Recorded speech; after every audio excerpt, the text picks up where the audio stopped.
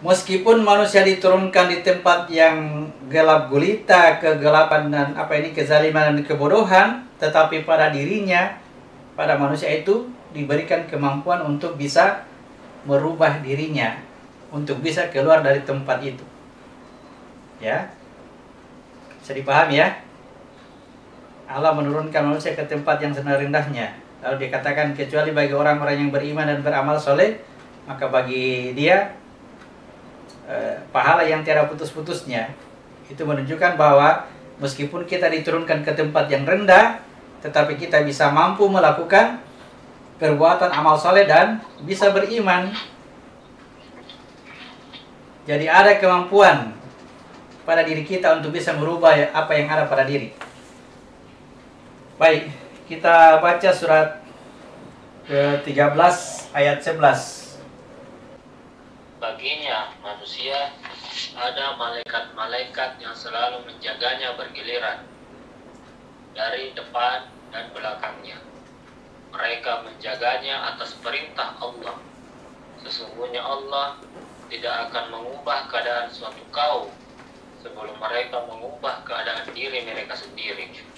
Dan apabila Allah menghendaki keburukan terhadap suatu kaum, maka tak ada yang dapat menolaknya, dan tidak ada pelindung bagi mereka selain Dia. Ya. Nah, disitulah Allah katakan, Allah tidak akan merubah keadaan satu kaum, Allah tidak akan merubah keadaan diriku, sampai aku sendiri merubah apa yang ada pada diriku sendiri. Ya.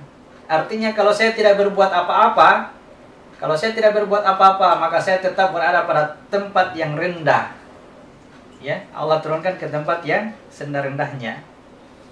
Tetapi ya, Allah sudah memberikan sesuatu kemampuan pada diriku untuk bisa melakukan perubahan. Allah tidak akan merubah apa yang terjadi pada diriku sampai aku sendiri melakukan perubahan itu. Namun demikian, kemampuan yang saya miliki untuk bisa melakukan perubahan itu adalah pemberiannya Allah. Sehingga suatu ketika Allah berketetapan, berkehendak untuk memberikan mudarat kepada aku, kepada diriku, maka itu tidak ada yang mampu menghalanginya.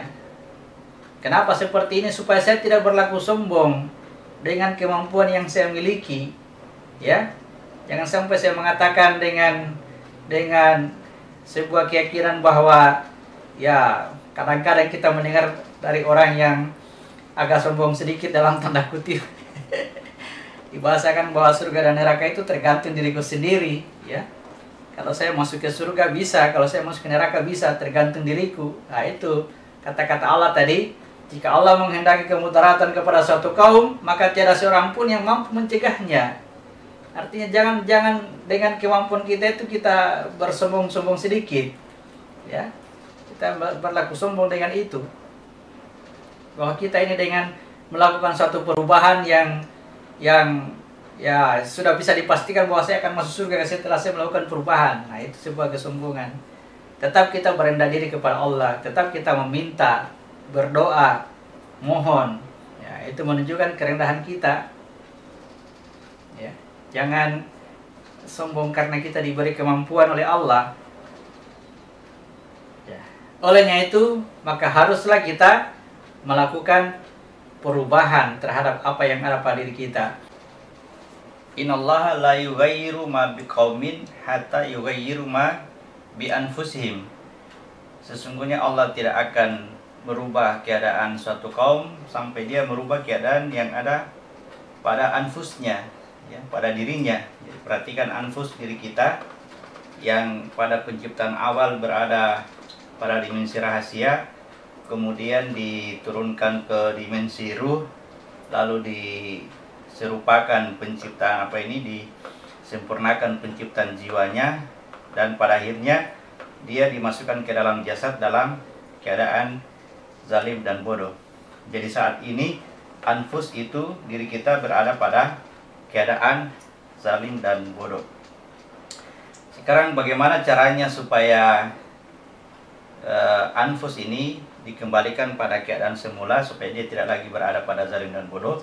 Maka Allah membuat rumus yang sudah kita ketahui bersama bahwa ada metode mikro, bahwa keadaan ini kita bawa kepada diri kita sendiri, kepada jasad kita sendiri seperti ini, maka keadaan zalim dan bodoh ini tadi ditempatkan pada tempat yang paling rendah, tempat ini. Nah, disinilah keadaan kita sekarang, di tempat paling rendah. Kemudian ini harus digerakkan naik sampai kembali ke atas. Ketika dia sampai di sini, dia sudah masuk kepada wilayah jiwa yang sealam dengan jin, dan ini masih wilayah neraka, ya, masih wilayah neraka. Mesti bergerak naik lagi sampai masuk ke wilayah ruh. Sini wilayah ruh. Nah, itu wilayah ruh ini sudah masuk kepada wilayah surga. Sedangkan yang paling atas ini wilayah rahasia. Jadi kita harus merubah keadaan diri kita yang tadinya berada pada tempat yang serendah-rendahnya, itu harus diangkat naik untuk kembali ke tempat yang semula pada penciptaan awal, ya. Jadi pertanyaannya kemudian, apa yang harus kita lakukan untuk menggerakkan ini sampai ke pusat, sampai ke tempat asal kejadiannya? Ya, perhatikan, Allah memperingatkan bahwa, ya, wahai orang-orang yang beriman, ya, bertakwalah kepada Allah, dan hendaklah setiap diri memperhatikan apa yang akan diperbuatnya untuk esok. Wal tanzur nafsun maka qaddamad lighad, ya. Perhatikan apa yang harus diperbuatnya untuk hari esok. Itu artinya hari esok kita akan memasuki, ya, pergerakan ini sampai ke atas. Jangan sampai hari esoknya tetap kita tinggal di sini. Nah, itulah yang rugi, yang celaka, ya. Hari esok itu harus lebih baik daripada hari yang sekarang. Nah, ini harus bergerak naik. Nah, untuk bisa melakukan pergerakan inilah, ya, dibutuhkan mendirikan sholat dengan menunaikan zakat. Mendirikan sholat menjadikan ini terjadi pergerakan, sedangkan menunaikan zakat itu menjadikan ini memiliki pos-pos persinggahan, tempat-tempat persinggahan. Dia harus bertahan di sini, lalu bertahan di tempat ini, sampai bertahan di atas ars. Itu dibutuhkan zakat supaya dia bisa bertahan. Kalau tidak ada zakatnya, maka ketika dia bergerak naik kemudian tidak ada tempat persinggahannya, ini akan turun lagi ke bawah. Sebuah qada, sebuah ketetapan dari Allah, ya. Qada itu artinya ketetapan dari Allah yang sudah tertulis namun belum terjadi, ya. Ini yang bisa dirubah, ya. Kalau sudah terjadi namanya takdir, ya. Kalau takdir tidak bisa dirubah karena sudah terjadi. Yang namanya qada itu belum terjadi. Allah bisa menulisnya dan Allah bisa menghapusnya. Tergantung apa yang kita inginkan, tergantung apa yang kita minta, tergantung usaha yang kita lakukan tadi dengan kemampuan yang Allah berikan pada diri kita, ya. Yang mana itu qadanya Allah, ketetapannya Allah, ya. Allah tetapkan bahwa Allah akan penuhi neraka dengan jin dan manusia. Itu ketetapan awal. Oke, kita baca surat ke-32 ayat 13. Dan jika kami menghendaki, niscaya kami berikan kepada setiap jiwa petunjuk baginya. Tetapi telah ditetapkan ketetapan dariku. Pasti akan aku penuhi neraka jahanam dengan jin dan manusia bersama-sama. Ya, itu yang saya katakan tadi. Aku akan penuhi neraka jahanam dengan jin dan manusia bersama-sama. Ini bukan ketetapan yang sudah dipastikan terjadi. Bukan, ini masih bisa berubah, ya. Tergantung manusia itu merubah keadaannya atau tidak. Tergantung manusianya mau keluar dari tempat yang rendah atau tidak. Kalau tidak keluar dari tempat yang rendah, tidak ada masalah. Kalau tidak mau berbuat apa-apa, kita biarkan diri kita seperti ini, tidak ada masalah. Kenapa? Karena Allah sudah ciptakan neraka. Kehendak Allah itu dia sudah dari awal dia sudah katakan akan kupenuhi neraka jahanam itu dengan jin dan manusia bersama-sama. Ya, tetapi yang namanya qada, ya, barang siapa yang mau merubah keadaannya, silakan rubah. Ya, Allah akan merubah keadaan, tapi dengan catatan, ya, Allah akan merubah kalau kita merubah keadaan yang ada pada diri kita sendiri. Nah, sekarang mari kita lihat apa yang menyebabkan Allah itu menetapkan kepada manusia itu sebagai penghuni neraka pada awalnya. Nah, ini akan menjadi metode bagi kita untuk bisa keluar, lepas dari takdir bahwa kita ini diciptakan untuk memenuhi neraka jahanam. Gitu ya. Jadi cara berpikirnya seperti itu. Oke, kita buka surat ke-7 ayat 179. Sungguh akan kami isi neraka jahanam banyak dari kalangan jin dan manusia. Mereka memiliki hati, tetapi tidak dipergunakannya untuk memahami ayat-ayat Allah. Dan mereka memiliki mata, tidak dipergunakannya untuk melihat. Dan mereka mempunyai telinga, tidak dipergunakannya untuk mendengarkan. Mereka seperti hewan ternak, bahkan lebih sesat lagi. Mereka itulah orang-orang yang lengah.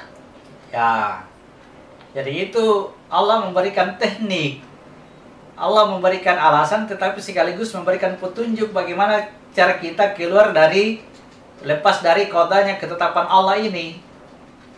Ketetapan Allah yang mengatakan bahwa Allah akan memenuhi neraka jahanam dengan jin dan manusia semua.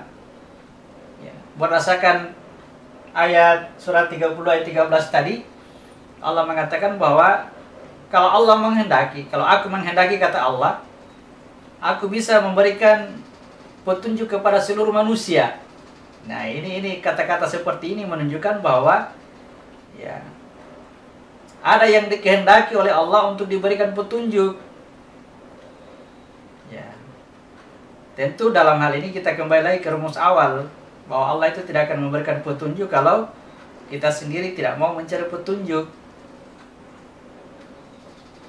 Nah, lebih jelasnya lagi di surat 7 ayat 179 tadi dikatakan bahwa kenapa Allah penuhi neraka jahanam dengan jin dan manusia? Karena ya, dia mempunyai mata tetapi tidak dipergunakan untuk melihat. Perhatikan kata-kata ini, dia mempunyai mata tetapi tidak dipergunakan untuk melihat. Dia mempunyai telinga tetapi tidak dipergunakan untuk mendengar. Dia mempunyai kolbu tetapi tidak dipergunakan untuk memahami. Ya, dia itu seperti kal-an'am, dia seperti binatang. Nah, bahkan balhum adal, bahkan lebih rendah lagi dari binatang. Mereka itulah orang-orang yang lalai, lengah, lupa. Ya. Lalai dari merubah diri.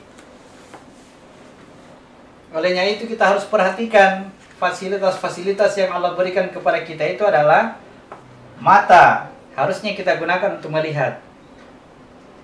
Pertanyaannya, apakah yang disebutkan di sini adalah orang yang buta? Orang yang buta secara fisik? Jelas bukan. Ya. Seperti saya ini punya mata, tapi Allah katakan saya tidak mempergunakannya untuk melihat. Bagaimana ceritanya? Melihat apa? Ya, melihat apa? Saya punya telinga, bisa mendengar suara. Tetapi Allah katakan dia tidak gunakan untuk mendengar. Ini harus kita perhatikan baik-baik ini, karena kalau seandainya secara fisik mata kita ini buta, ya tidak mungkin kita diancam kayak begini. Dia memiliki mata tetapi tidak digunakan untuk melihat. Bagaimana cara yang melihat? Nah, matanya buta memang nih. Dia punya telinga, tidak digunakan untuk mendengar. Bagaimana caranya bisa mendengar? Nah, dia tuli, terlahir dalam keadaan tuli. Ya, jadi bukan yang buta secara fisik atau tuli secara fisik. Mata dan telinga itu normal. Matanya bisa melihat, telinga bisa mendengar. Tetapi Allah katakan mata itu tidak digunakan untuk melihat, telinga tidak digunakan untuk mendengar. Maksudnya apa? Maksudnya apa ini? Kalbu tidak digunakan untuk memahami. Maksudnya apa kira-kira ini? Kenapa? Ya, kenapa dikatakan mata tidak digunakan untuk melihat? Telinga tidak digunakan untuk mendengar. Ulaika kal an'am, mereka itu seperti binatang. Apa hubungannya dengan binatang? Ya. Surat 10 ayat 42. Dan di antara mereka ada yang mendengarkan engkau Muhammad. Tetapi apakah engkau dapat menjadikan orang yang tuli itu mendengar walaupun mereka tidak mengerti? Ya, di situ kuncinya. Ya, salah satu itu kuncinya pada saat pendengaran. Kelihatannya mereka mendengarkan engkau Muhammad. Mereka mendengarkan engkau. Berarti dia tidak tuli ya. Tapi Allah katakan, apakah engkau hendak menjadikan orang yang tuli itu mendengar? Padahal dia tidak mengerti. Itu bahasa asli di situ layak kilun. Dia tidak mempergunakan akalnya. Dia mendengar suara, tapi akalnya tidak bekerja. Ya. Dia melihat benda-benda, dia melihat tanda-tanda, tetapi akalnya tidak bekerja. Ya. Dia berusaha memahami sesuatu, yafqahuna biha, tetapi akalnya tidak bekerja.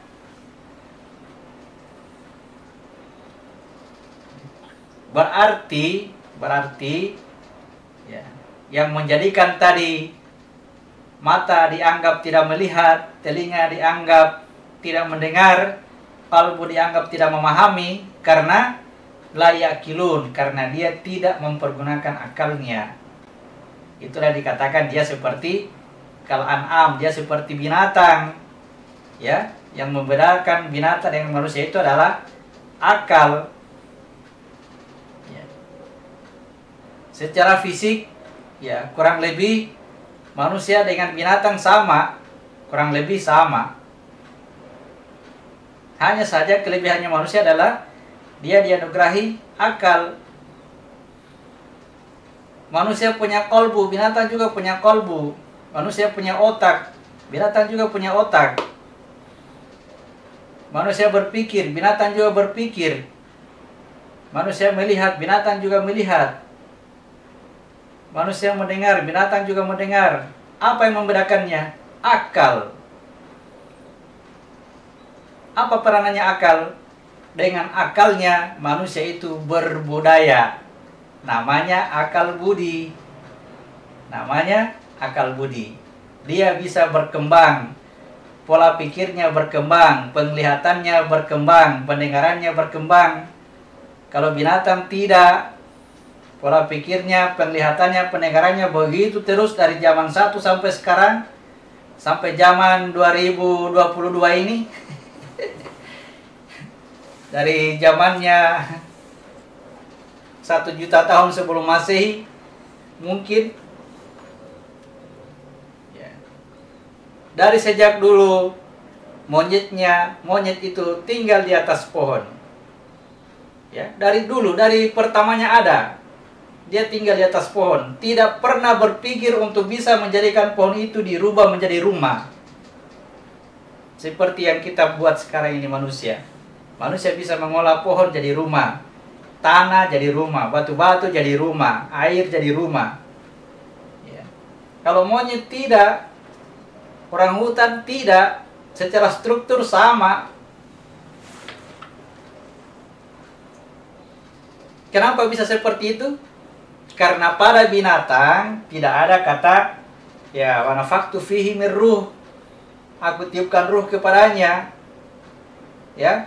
Jangan berasumsi, berdefinisi bahwa binatang, tumbuhan, mereka itu memiliki ruh. Jangan. Ruh itu hanya diberikan kepada manusia. Ruh itu tugasnya mengantar kesadarannya aku ke dalam wadah jasad ini yang tadinya ini sebenarnya bernilai binatang. Ya, bernilai binatang, bernilai hawa nafsu.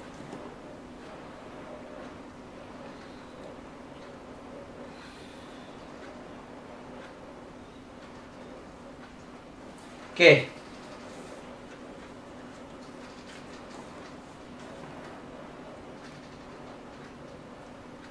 Jadi seorang manusia yang membedakan seorang manusia dengan binatang itu adalah akalnya, ya. Mereka punya pendengaran, penglihatan, dan kalbu punya. Tetapi ya, manusia diberi akal, binatang tidak.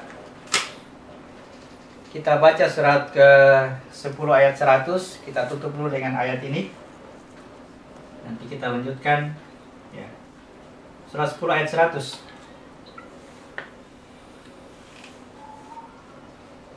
Dan tidak seorang pun akan beriman kecuali dengan izin Allah.